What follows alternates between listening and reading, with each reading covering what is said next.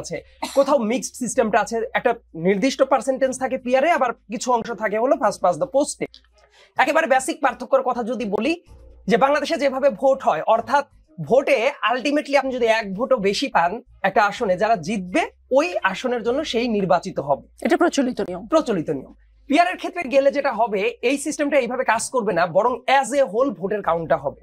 হওয়ার পরে একটা দল দেখা গেল যে পার্টিকুলার আসন ধরে ধরে এই ধরনের নির্বাচন না, যে সারা দেশে কোন দল কত পার্সেন্ট করে ভোট পেল, তারপরে যত পার্সেন্ট করে ভোট পেল, লেটস সে একটা দল 13% ভোট পেয়েছে, তার সংসদে প্রতিনিধিত্ব থাকবে ওই 13%-এর আনুপাতিক হারে।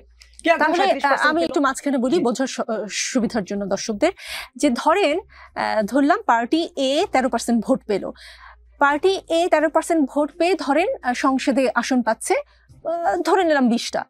এই 20 জন কারা হবে? বাংলাদেশের অনুপাতে 13 × 3 39। হ্যাঁ, আচ্ছা 39। এই 39 জন কারা হবে, এটা কি করে ঠিক হবে? That's the argument. এই উমামা যে কথাটা বলছিল, খুবই গুরুত্বপূর্ণ একটা কথা বলেছে, নারীদের যে আসনটাকে এই টোকেনিজম করে যে রাখা, আমি একজন পুরুষ হিসেবে এর বিপক্ষে। নারীদের পার্টিসিপেশন অবশ্যই বাড়ানো উচিত, এবং তারা কোনো দয়ার দানে বসে থেকে, মানে পাবলিকের টাকায়, ট্যাক্সের টাকায় বসে থেকে কথা বলবে না। তাহলে সহজ হবে দর্শকদের বোঝার জন্য। ব্যাপারটা হলো, মানুষ কি চাচ্ছে, যে ডিরেক্ট ভোটে নির্বাচিত হয়ে গেলে তার ক্ষমতায়নের জায়গাটা আরো বেশি হয়, মানুষের সাথে কানেকশনটা তৈরি হয়। কিন্তু দেখেন, ঠিক উল্টা জায়গাতে পিয়ার যদি আসে, ডিরেক্ট কানেকশন তো অটোমেটিক কমে গেল। তার কারণ এই যে কেউ 15% যদি ভোট পায়, 15 × 3 45টা সিট পাবে, এটা তো ওই দলীয় প্রধান নিজের মতো করে সিলেক্ট করে দিতেই পারে। তার মানে দেখেন, আমি যদি একটা পার্টিকুলার দলের কথা বলি, বা একটা বা দুইটা দল বা তিনটা দল যারাই পিয়ার চাচ্ছে, তাদের কাছে যদি বলা যায় যে নারী ভোটের কিভাবে হওয়া উচিত, অনেকেরই কিন্তু এই ধরনের একটা পারসেপশন আছে যে এটা ডিরেক্ট ভোটে যাওয়া দরকার।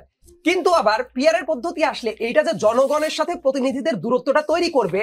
এবং আরেকটা যেটা আর্গুমেন্ট, যে মানুষ বলে যে ব্যক্তি যখন সরকারের প্রধান হচ্ছে, তার হাতে ক্ষমতা একেবারেই একীভূত হয়ে যাচ্ছে, এই জায়গাটাকে চেক এন্ড ব্যালেন্সের জন্য একজন আর্গুমেন্ট দিয়েছিল এই পিয়ারটা দরকার। কিন্তু তিনি যেটা বুঝতে ভুল করেছেন, এই সিস্টেমটাই যদি হয়, আরো তো উল্টা কাজও হয়ে যেতে পারে, বরং ওই প্রাইম মিনিস্টারের হাতে বা দলীয় প্রধানের হাতে একেবারে একচ্ছত্র ভাবে ওই পাওয়ারটা চলে আসতে পারে, যে লেটস সে উনি 100টা আসনের যোগ্য হইলেন, তার দল হওয়ার পরে এই 100 জনকে উনি যে সিলেক্ট করবেন, এটা তো টোটালি উনার হাতে চলে যেতে পারে। এটা তো জনগণ নিজ নিজ আসনে আর সিলেক্ট করার এখতিয়ারটাই থাকলো না। সো বাংলাদেশের কনটেক্সটে আমাকে যদি পিয়ারের কথাটা বলেন, এইবার দুইটা দেশের উদাহরণে যাইতে হবে। একটা হলো নেপাল, আমাদের সাথে ভৌগোলিকভাবে কালচারালি সবচেয়ে বেশি মিল। আর একটা দেশের কথা আমি বলবো, ইউরোপিয়ান একটা দেশ, ইতালি। দেখুন, পিয়ার যেসব দেশে আছে, ইউরোপিয়ান দেশগুলোতে অনেক জায়গাতে আছে, এবং এই জায়গাগুলোতে কোন ফর্ম অফ গভর্নমেন্ট আছে, পার্লামেন্টারি ফর্ম অফ গভর্নমেন্ট আর প্রেসিডেন্সিয়াল। সাইদ আব্দুল্লাহ, এই আলোচনাগুলো মোটামুটি আমরা কম বেশি হয়তো আমরা যারা একটু বোঝার চেষ্টা করি একটু জানি। আমি আসলে খুব সহজভাবে, যে 56% লোক বোঝে না পিয়ার কি, সহজ একটা সংজ্ঞা দিয়ে যদি আমরা বোঝাতে পারি আসলে পিয়ার হলে কি হবে, কারেন্ট যে সিস্টেম সেখানে কি হবে, আমি একটু আরিফ রহমানের সাহায্য নিই। আরিফ রহমান খুব সহজ করে যদি পিয়ারটা কি বুঝিয়ে দিতে পারেন, মানে খুব সহজ করে।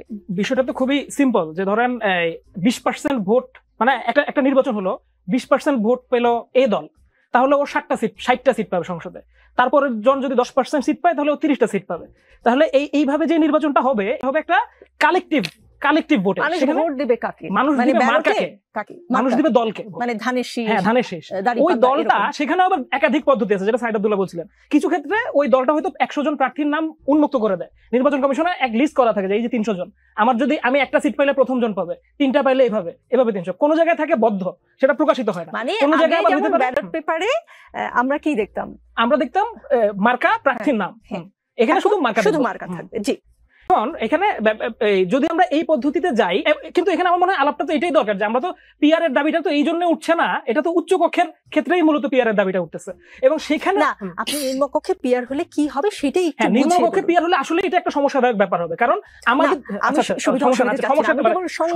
সরকারটা কি হবে, সেখানে হচ্ছে কি, যে সারা দেশে যেই দলটা সবচেয়ে বেশি ভোট পাবে সে সরকারে যাবে, কিন্তু আমাদের এখানে সেই সংসদে সবচেয়ে বেশি আসন পাবে সেই সরকার গঠন করবে।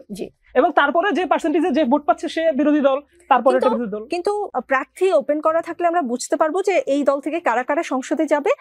কিন্তু একটা বিষয় প্রশ্ন করা হচ্ছে, একটা মিনিট, ধরেন কোন সংসদীয় আসনে কে আসলে এমপি হবে, এটা নির্ধারণ করা যাবে না।